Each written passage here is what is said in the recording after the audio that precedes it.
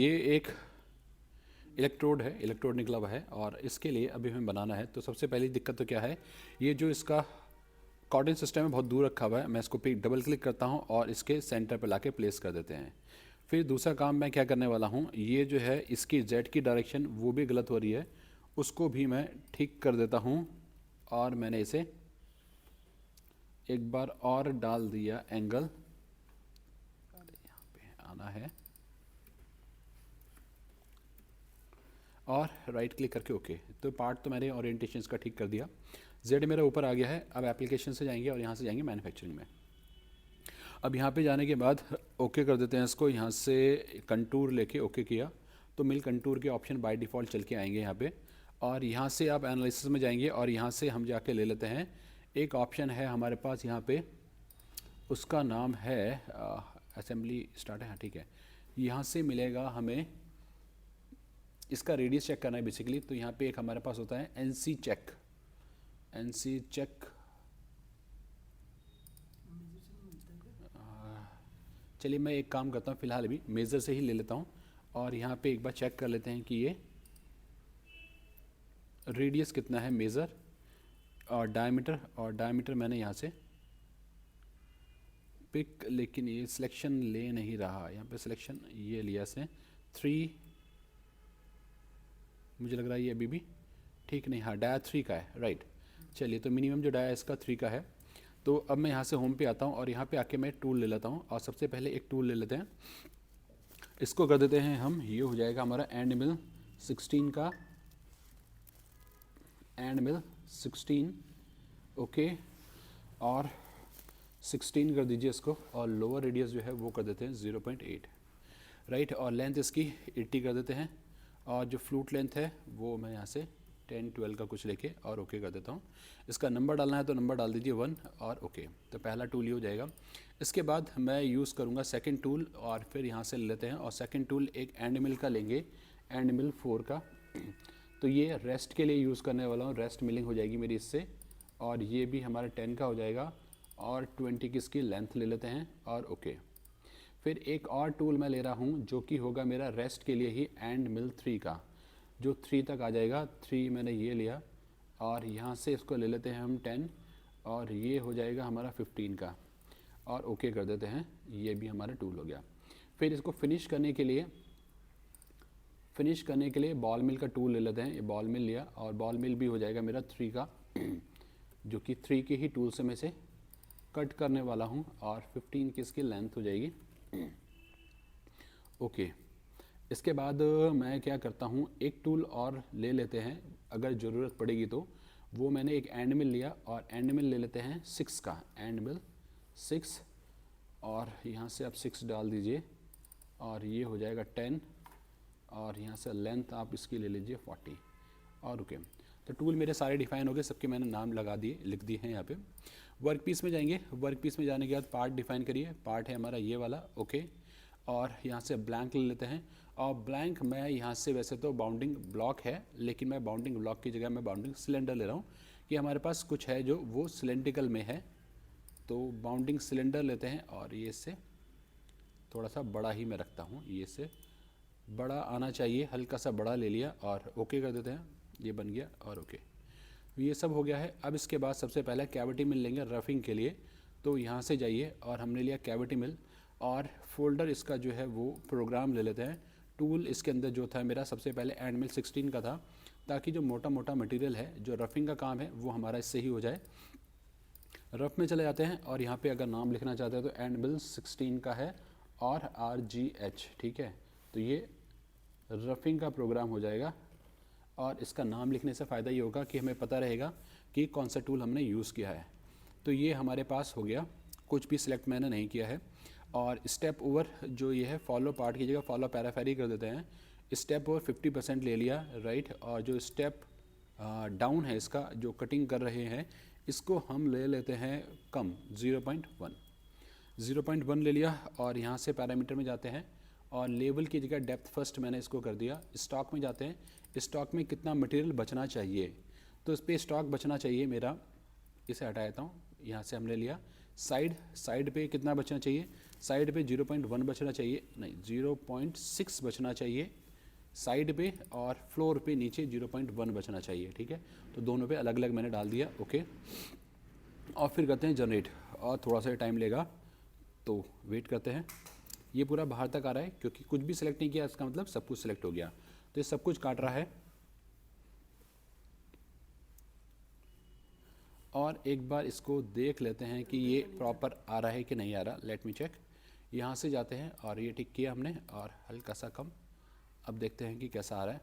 ये नीचे की तरफ से चल रहा है ना, जो कि ये गड़बड़ हो गई है, जो हमने यहाँ पे ध्यान नहीं दिया। वो क्या ध्यान नहीं दिया, ये जो हमारा MCS है वो कहाँ है ना। MCS हमारा, ये डबल क्लिक किया और MCS मेरा यहाँ पे है, जो कि गड़बड़ है। मेरे को लगा कि इसके ऊपर आ जाएगा लेकिन नहीं आया। अब इसको हम घुमा देते हैं और 180 पे यहाँ पे लेके आ जाते हैं। 10 की जगह मैंने इसको 4 कर दिया। जो क्लियरेंस है, टूल जो ऊपर उठेगा वो 4 उठेगा सिर्फ, और जनरेट दोबारा से। और वेट करते हैं थोड़ा सा।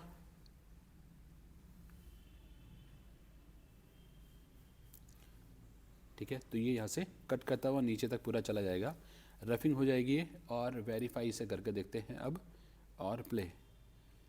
वेरिफिकेशन से मुझे आइडिया लग जाएगा कि ठीक आ रहा है कि नहीं आ रहा है ना। तो ठीक आ रहा है, तो इसको मैं ओके कर देता हूँ। और वेरिफिकेशन हम सबसे लास्ट में कर लेंगे, अभी इसे ओके कर देते हैं क्योंकि यहाँ पे काफ़ी ज़्यादा टाइम ले लेगा। फिर यहाँ से क्लिक किया मैंने, और मैं लेता हूँ रेस्ट। और रेस्ट में जाने के बाद टूल जो है मेरा इस बार 4 का एंड मिल रहने वाला है। वर्क पीस, ठीक है, आप इसको रफ रख लीजिए, कोई दिक्कत नहीं। और ये हो जाएगा मेरा एंड मिल 4 और रेस्ट। तो इससे मुझे आइडिया रहेगा कि कौन सा ऑपरेशन है ये। और एरिया मैं सेलेक्ट नहीं कर रहा हूँ, सब कुछ अपने आप हो जाएगा। 20 की जगह मैंने इसे 40 कर दिया, फॉलो पार्ट की जगह। और यहाँ पे जो डेप्थ ऑफ कट है, इसके लिए मैं ले लेता हूँ इस बार 0.05 का। और कटिंग पैरामीटर में चले जाते हैं, और यहाँ से डेप्थ फर्स्ट हमने ले लिया।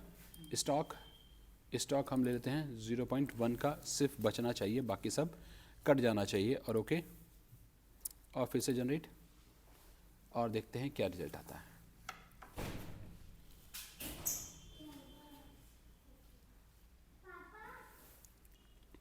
तो ये इसका वेरिफिकेशन आ रहा है, ठीक है। कुछ एरिया अभी भी छोटे हैं जहाँ पे टूल जा नहीं पा रहा है, तो हमने कहा कोई बात नहीं, ओके। और इसको मैंने फिर से पिक किया, और इसको कर देते हैं यहाँ से कॉपी। और कॉपी करने के बाद राइट क्लिक, और इसको कर देते हैं पेस्ट। पेस्ट हो गया। इसका नाम मैं चेंज कर देता हूँ, रीनेम। और इस बार मैं 3 ले लेता हूँ, 3 का रेस्ट मिल, डबल क्लिक। बाकी सब कुछ सेम, बस टूल को यहाँ से 4 की जगह 3 ले लेते हैं।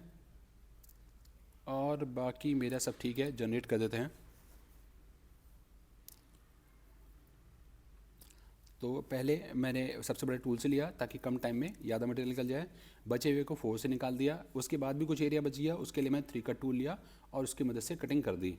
अब इसके बाद मैं लगाने वाला हूँ फिनिशिंग। फिनिशिंग के लिए भी 3 का मैंने बॉल मिल लिया है, जो उसके अंदर जाएगा और कटिंग करेगा। ठीक है, तो ये अभी इसका इस तरीके से आ गया है, राइट। तो इसको हम कर देते हैं ओके। अब रेस्ट होने के बाद अब इसके ऊपर हमें लगाना है फिनिश का। तो उसके लिए मैं यहाँ से जाता हूँ और यहाँ से लेता हूँ Z लेवल। और Z लेवल में जाने के बाद यहाँ से ले लीजिए बॉल, और इसको कर देते हैं फिनिश, और ओके। और यहाँ से मैं एरिया सेलेक्ट कर लेता हूँ, कहाँ तक आप फिनिश करना चाहते हैं बस वही सिलेक्ट कर लीजिए। मैंने कहा यहाँ तक, तो यहाँ तक आ जाएगा, और इसको भी मैंने हटा दिया, ओके। और इसको हम कर देते हैं 0.05, राइट। और यहाँ से चले जाइए, यहाँ से डेप्थ फर्स्ट, ठीक है, स्टॉक 0 वो भी ठीक है, कॉर्नर में कुछ नहीं है, मोर में कुछ नहीं करना। और यहाँ से ब्लैंक को हम कर देते हैं डायरेक्ट ऑन पार्ट, राइट। और कट बिटवीन लेवल, तो ये दोनों पे काम कर जाएगा। और इसको हम कर देते हैं मिक्स, और ओके। अब इसे जनरेट कर देते हैं। कट बिटवीन लेवल का मतलब है कि हॉरिजॉन्टल फेस पे भी काम करेगा, और अगर नहीं तो हम एक काम करते हैं, छोड़ देते हैं इसको। ऊपर वाला फेस मुझे फ़िलहाल नहीं चाहिए, तो कंटेनमेंट में ये कनेक्शन में जाते हैं और कट बिटवीन लेवल को छोड़ देते हैं। और इसको आप नन रख लीजिए, स्टीप रख लीजिए, एक ही बात है। जनरेट। जो फ्लैट एरिया है उस फ्लैट एरिया के पे फ्लोर एंड वॉल अभी लगा देंगे, इसके बाद वो फ्लोर एंड वॉल से जल्दी कट जाएगा, टाइम कम लगेगा फिनिशिंग के लिए भी। तो ये वाला इसका फिनिशिंग का आ गया है। इसे कर देते हैं ओके।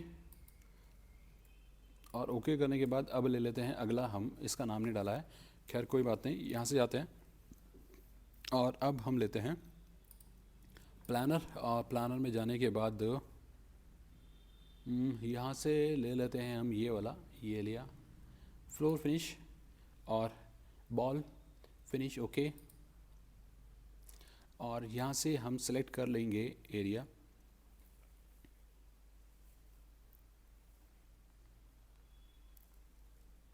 तो ये इस पे और इस पे दो जगह पे ही काम करेगा, राइट, या ये ऊपर वाला जो है इस पे काम करेगा। तो मैं क्या करने वाला हूँ, ये ऊपर का फेस छोड़ दूंगा और नीचे का फेस छोड़ दूंगा, बीच में जो ये फ्लैट छोटे छोटे आ रहे हैं इनके ऊपर, और यहाँ पे हल्का सा अगर कोई मटेरियल बच रहा होगा तो उसके ऊपर हम लोग लगा देंगे बॉल मिल। तो यहाँ पे हम आ गए हैं, इसको हम कर देते हैं फॉलो पार्ट, और यहाँ से आप ले लीजिए क्लिक, यहाँ से मैंने इसे पिक किया यहाँ तक, ऊपर का ये फेस नहीं चाहिए, और ओके। और जनरेट,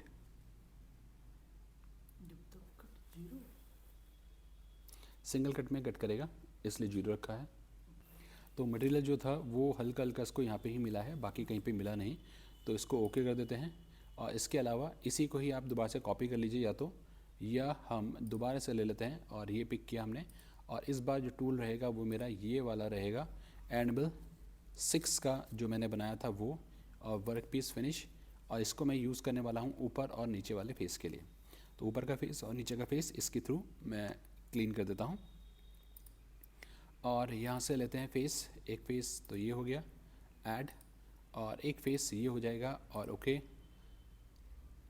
और इसे फ्लोर जिगजैग, इसे फॉलो पार्ट कर दीजिए और जनरेट, एक ही बार में इसको क्लीन कर देंगे। और इसके बाद भी अगर किनारे पे मेटल बचा हुआ है इसके चारों तरफ, तो प्रोफाइल हम इसके अंदर लगा सकते हैं। ऊपर कुछ मटेरियल नहीं था इसलिए उसको इग्नोर कर दिया गया है, और ओके। अब आपको ये मैं यहाँ से यहाँ तक सारा जो है एक बार सेलेक्ट करके चला के मैं वेरीफाई करके दिखाता हूँ कि ये कैसा चल रहा है। मैं बीच बीच में पॉज कर दूँगा क्योंकि ये काफ़ी ज़्यादा टाइम लेगा इसको कंप्लीट करने में। नेक्स्ट ये वाला रेस्ट मिलिंग का ऑपरेशन, ये रेस्ट मिल चल रहा है 4K एंड मिल से। अब ये रेस्ट मिलिंग हो रहा है 3mm के टूल से।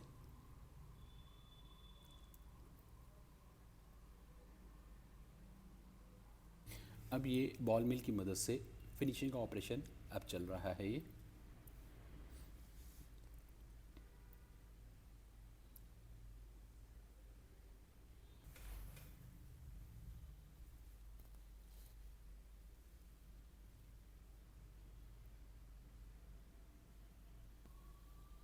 राइट, तो ये इसका रिज़ल्ट आ रहा है।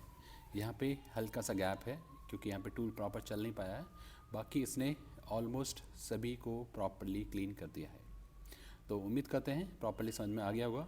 वीडियो पसंद आई तो चैनल को लाइक करें, सब्सक्राइब करें। Thank you.